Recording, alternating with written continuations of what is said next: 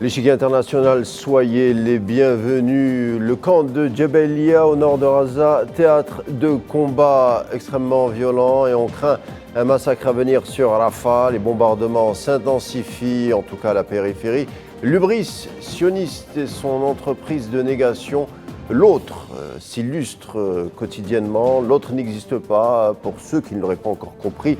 Au bout de 7 mois de campagne très violente, l'autre n'existant pas pour le sionisme, sauf peut-être pour être un manant, c'est-à-dire un esclave. Et encore, c'est dans le meilleur des cas, ce n'est pas parce qu'on vient au monde qu'on est humain. Et pour moi, un juif est un être humain, c'est la même chose. Dixit Jacques Attali. Et quand on intègre cette donnée, on comprend mieux la rhétorique de Netanyahou ou Yoav Gallant et consorts sur les animaux humains que sont à leurs yeux les Palestiniens. La déshumanisation permet tout et pour l'heure, le paroxysme destructeur se conjugue à la boucherie qui se déroule en ce moment même. On en parle durant 25 minutes avec notre invité du jour, c'est tout de suite.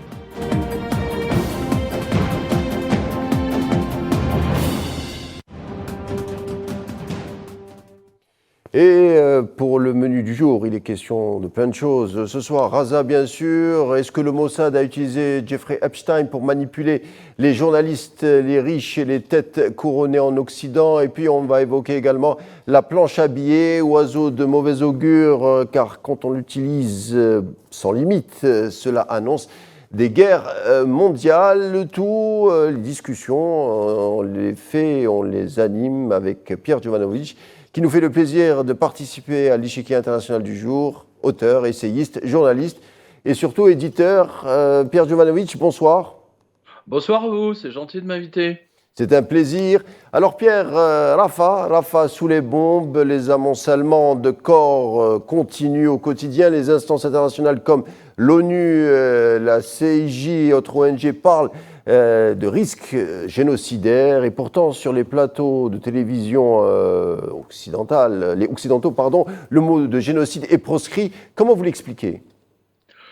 Je l'explique d'une manière extrêmement simple, c'est-à-dire que depuis 25 ans, en France par exemple, l'organisation, on va dire, des journalistes sionistes, voilà, on va le faire comme ça, ont pris le contrôle littéralement de la totalité des chaînes de télévision. Alors je vous dis ça parce que moi j'étais au quotidien de Paris avec Éric Zemmour, avec Judith Weintraub, avec plein d'autres journalistes. Donc 40 ans de journalisme, j'ai vu comment ça s'est mis en place. Et aujourd'hui, je suis totalement révolté, mais totalement révolté par ce que je vois sur les télévisions françaises. Pour vous donner juste une idée, hier sur LCI, donc la fameuse chaîne qui fait du 24 heures quasiment sur l'Ukraine et maintenant sur Israël, à 19h, vous aviez Daniel Cohn-Bendit. À 20h, vous aviez Meyer Habib. Et juste une heure plus tard, vous aviez Bernard-Henri Lévy. Ça ne s'invente pas. C'est sans trucage, véritablement. Voilà, donc 3 heures d'antenne, vous voyez. Donc, Monsieur Enthoven, par exemple, qui vous expliquait sur notre chaîne qu'il n'y a pas de génocide à Gaza. C'est juste un petit footing. Ouais, ils sont en train de s'entraîner à balles réelles. Grosso modo, c'est l'idée. Voilà. Et je suis, en tant que journaliste, je vous le dis, je suis révolté par la prostitution totale aux sionistes de la presse, pardon, pas de la presse écrite, de la presse audiovisuelle. Ça n'a rien. Il y a une différence fondamentale. Voilà. Donc si on comprend bien, dénoncer l'ingérence supposée russe en France sur une attitude, je ne sais pas, on va dire patriotique, mais dénoncer l'ingérence sioniste relève de la judéophobie. Ici, le double standard est visible. C'est plus que visible. Hein. Je veux dire, Meyer Habib vous a expliqué que ces bombes étaient humanitaires. Raphaël Enthoven qui nous a expliqué hier qu'il n'y avait aucun génocide en ce moment à Gaza, alors que nous sommes 4 milliards de personnes à le recevoir en direct sur nos smartphones. C'est quand même incroyable. En plus, attendez, ces gens, ces journalistes et ces sionistes, je pense même à Netanyahou, mais ils sont d'une stupidité sans fin. Ils sont totalement des crétins. Parce que, par exemple, le président turc a comparé Netanyahou à Hitler, certes, Mais quand il y avait, pendant la Deuxième Guerre mondiale, personne n'avait de smartphone, donc personne ne savait véritablement ce qui se passait en Allemagne. Or, aujourd'hui, au XXIe siècle, tout le monde voit les massacres à Gaza en temps réel, depuis le début. Et ces gens osent venir à la télévision nous dire qu'il n'y avait pas de génocide. Non, mais qu'il n'y a pas une opération de génocide. Et je vous le rappelle, c'est juste pour faire revenir leur messie. Hein. Voilà, c'est aussi simple que ça.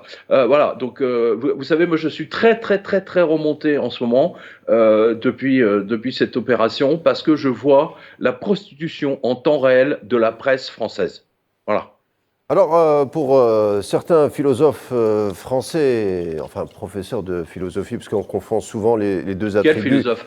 Voilà, on est philosophe, on est professeur de philosophie, ça ne veut pas dire qu'on est philosophe.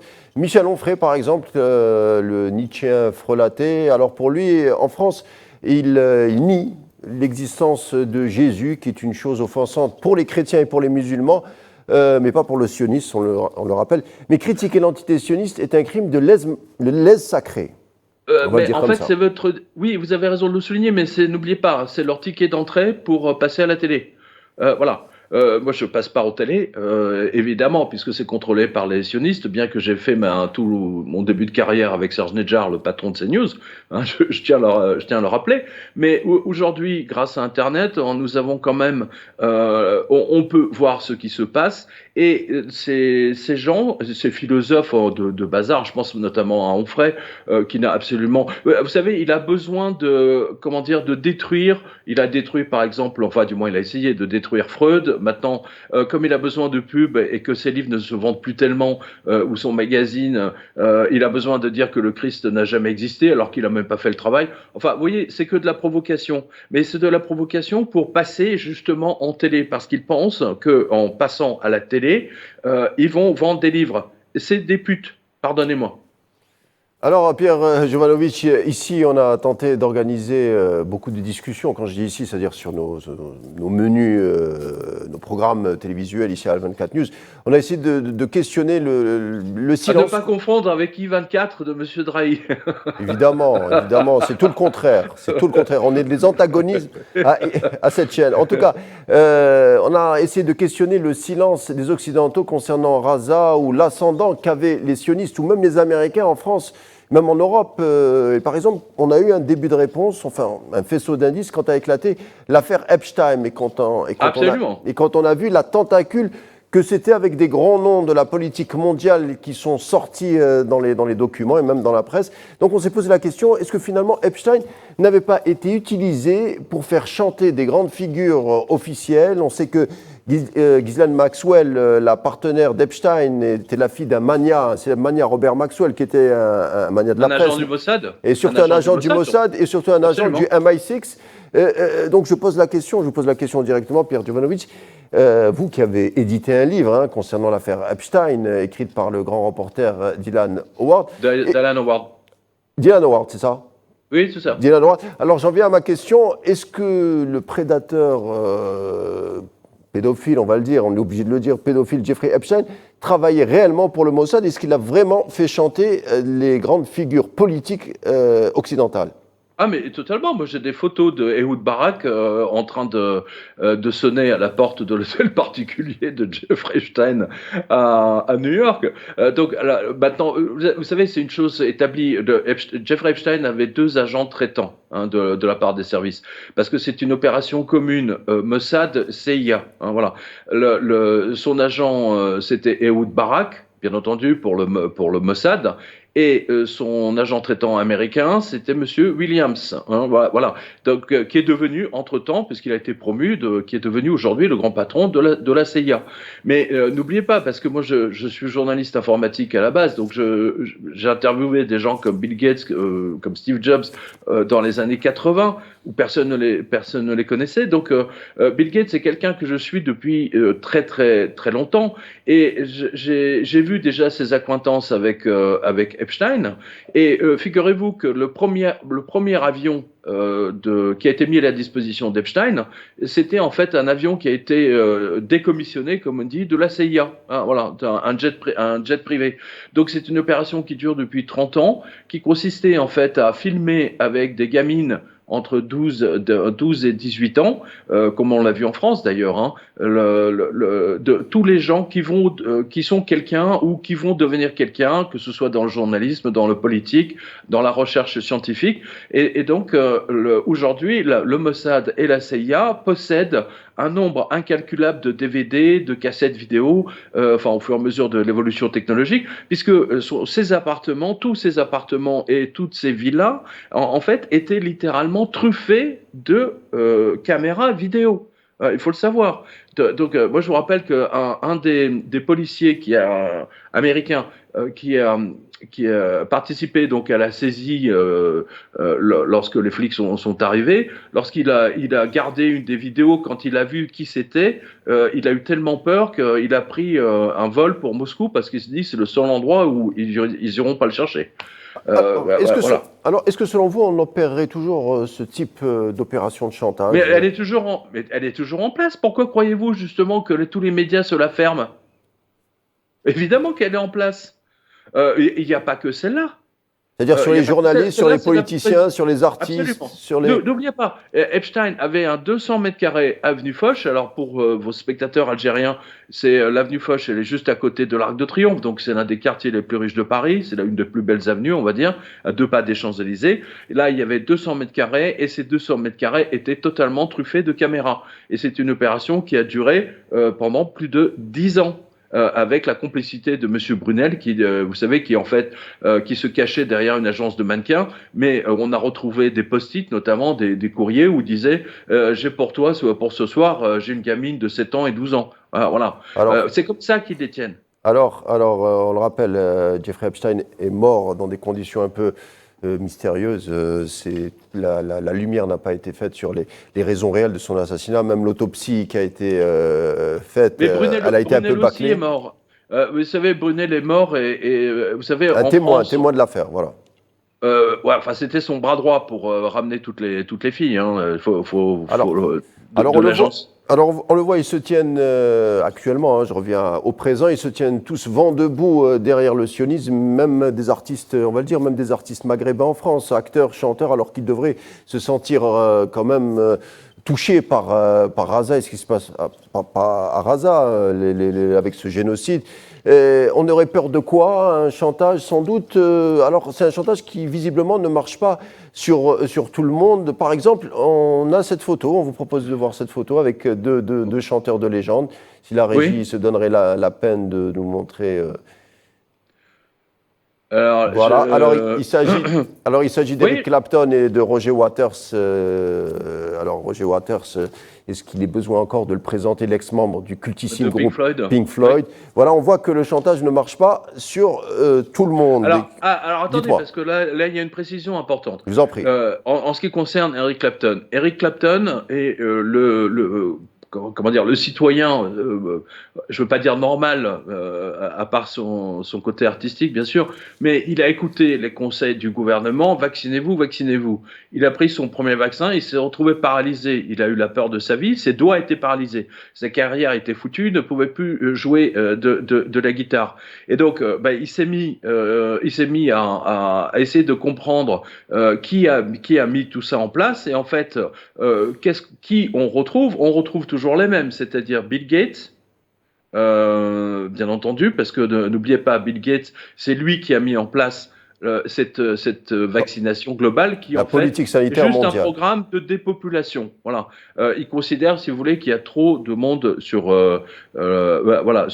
Terre et surtout en Occident. Donc il faut tuer un maximum de gens. Bill Gates l'a déclaré dans une conférence en Irlande en 2011. Hein, on a même la couverture d'un journal que les gens de Microsoft et Bill Gates ont tenté d'effacer depuis maintenant 4 ans, hein, littéralement. Donc Clapton s'est réveillé, oui, comme beaucoup de gens, absolument. Mais n'oubliez pas, tout ça c'est une opération spécifique. Il y a quelque chose de terrifiant dans le sens où Pfizer a été le seul autorisé à vacciner les Israéliens. Et moi, j'avais posé la question à l'époque. Je dis, attendez, c'est pas normal. Pourquoi Moderna, pourquoi Johnson Johnson et les autres et AstraZeneca ne peuvent pas vacciner les Israéliens? Réponse qui m'a été donnée. Forcément, c'est pas le même contenu. Voilà. Vous Ah voyez, ben voilà. c'est pas forcément le même contenu dans les vaccins de Pfizer en Israël que dans tout le reste de l'Europe ou chez vous. Voilà. Et aujourd'hui, avec le retrait d'AstraZeneca qui a fait des morts, des handicapés, on voit exactement ce qui se passe. Les gens sont en train de se réveiller petit à petit. Mais malheureusement, c'est un peu trop, c'est trop tard. Alors, Pierre Jovanovic, vous animez également un blog sur l'actualité de la finance mondiale. C'est pas un blog, c'est la revue de presse internationale Et vous avez un blog, c'est-à-dire oui, voilà. sur le web, ça s'appelle un blog, mais en fait, c'est vraiment une revue de presse internationale, absolument. Allez, parfait. Personnellement, moi, je vous suivais déjà en 2008 lors de la fameuse crise des subprimes qui a fait exploser Wall Street. Et la finance mondiale, d'ailleurs. Beaucoup d'économistes, d'ailleurs, n'ont pas vu la crise venir. Et à l'époque, vous alertiez sur l'excès de l'utilisation de la planche à billets par les banques centrales, le fameux quantitative easing, qui annoncerait des guerres, chose qui s'est vérifiée d'ailleurs dans l'histoire, Première Guerre mondiale, Deuxième Guerre mondiale. Ça s'est même vérifié maintenant. La Fed, oui, j'allais le dire, la Fed imprime beaucoup d'argent, sans parler des aides à l'Ukraine, et depuis presque 3 ans. Est-ce que selon vous, alors je vous pose la question et puis vous affinerez en fonction, est-ce que selon vous, nous sommes à la veille d'une guerre mondiale en fonction de l'utilisation sans limite de cette planche à billets par la Fed? Absolument. C'est-à-dire qu'en fait, les États-Unis ont 35 trilliards de dettes. Donc, c'est une dette, si vous voulez, qu'ils ne rembourseront jamais. Ils ont 2 possibilités. Soit déclencher une hyperinflation à la Weimar, la République de Weimar des années 30, ou bien déclencher des guerres. Pour une raison très simple, c'est-à-dire qu'un pays en guerre n'est pas obligé de rembourser ses dettes, notamment ses bons du Trésor. Voilà. Donc, moi j'ai toujours dit, et vous êtes témoin puisque vous me suivez depuis toutes ces années, j'ai toujours annoncé que l'utilisation massive par les Américains de la planche à billets et par les Européens et par la Bank of England et surtout le Japon, ces 4-là, en fait, ça allait très mal se terminer, comme dans tout usage de la planche à billets, et que tout usage de planche à billets intense déclenche des guerres. Et qu'est-ce que vous avez vu? Vous avez vu le déclenchement de la guerre. Ils ont poussé les Russes à leur faire la guerre en Ukraine. Voilà. C'est pas du tout par hasard. Et voyez l'hyperinflation qui a commencé justement à ce moment-là. Elle avait déjà commencé avec le confinement. Mais là, on a la totale, quoi. Alors, vous avez écrit un livre aussi fort intéressant, Adolf Hitler ou la vengeance de la planche à billets, en 2017. Oui. Pour les programmes de télévision européens, Hitler, c'est quoi? Finalement, c'est un artiste raté qui aurait manqué son entrée d'examen aux Beaux-Arts à Vienne. Il s'enrôle ensuite dans l'armée allemande. Il fulmine contre la défaite. Il prend le pouvoir et finalement, il envahit l'Europe et le monde libre. Sauf que, à vous lire, Adolf Hitler est la résultante de la fausse monnaie qui circulait de manière industrielle dans la République de Weimar. Mais tout à fait. On parle jamais de finance pour expliquer la montée du nazisme, même la montée du fascisme en Italie. Mais tout à fait, c'est ça qui est extraordinaire, c'est-à-dire que, en fait, vous savez, mon réveil, entre guillemets, face au sionisme, en fait, c'est fait en écrivant ce livre, Adolf Hitler ou la vengeance de la planche à billets.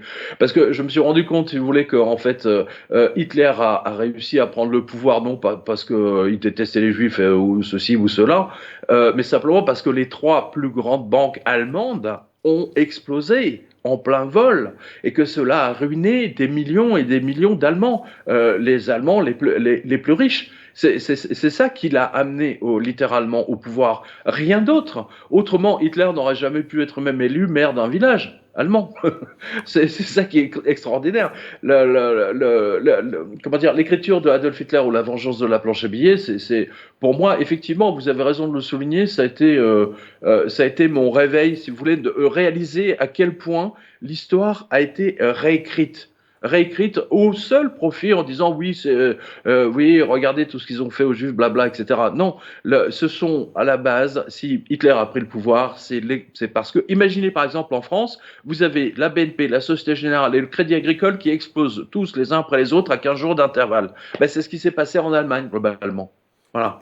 On se rappelle des images, parce que c'est des images historiques des années 20, que Mussolini, quand il arrive au pouvoir, la première chose qu'il fait, c'est de brûler brûle la dette. la dette des banques italiennes pour lancer un message fort à Wall Street, c'est-à-dire que parce que la dette, c'est une chaîne d'esclavage. Et à ce moment-là, quand le fascisme arrive en Italie, il dit que c'était terminé, que maintenant, ils ne paieraient plus de dettes qu'ils ne doivent plus, parce qu'il y a aussi un taux d'intérêt exorbitant, et finalement, on n'arrive jamais à payer la dette.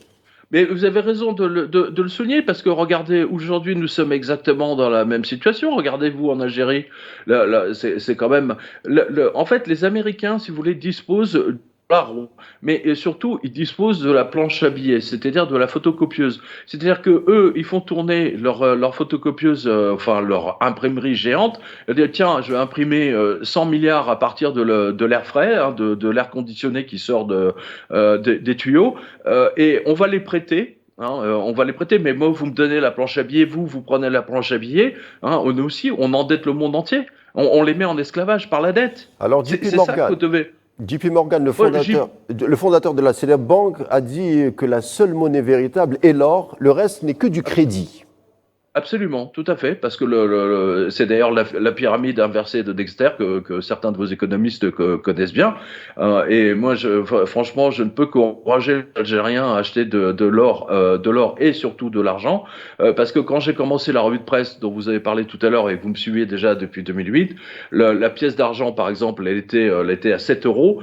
Aujourd'hui, elle tourne autour des 30 euros. Voilà, mais ce n'est pas l'or, ce n'est pas le prix, le cours de l'or ou de l'argent qui monte. C'est la dépréciation de la monnaie fiduciaire. Exactement, c'est la dépréciation des billets du pouvoir d'achat des billets de banque qu'on a dans le porte-monnaie.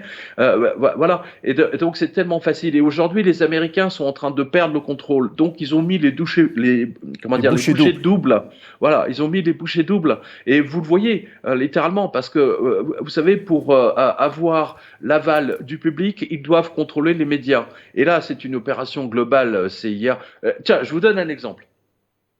Je vous donne un exemple très simple. L'Eurovision. Bon, je ne sais pas si vous avez suivi l'Eurovision. Israël est présent dans l'Eurovision. On se demande pourquoi. On se demande pourquoi il n'y a pas un chanteur palestinien ou syrien, hein, ou algérien, tunisien, marocain, etc. Tant qu'à faire. Hein, voilà. Mais initialement, à la base, par exemple, les Français ne pouvaient pas voter pour le chanteur français. Eh bien, maintenant, grâce au téléphone, vous pouvez carrément modifier. Et les Israéliens ont essayé de faire gagner le leur en encourageant toute la diaspora à voter des autres pays pour leur chanteuse. Alors, les deux présentatrices hier à l'Eurovision, enfin avant-hier, c'était drôle parce que quand elles ont vu d'un seul coup 320 points de plus au téléphone pour Israël, elles-mêmes n'en croyaient pas leurs yeux.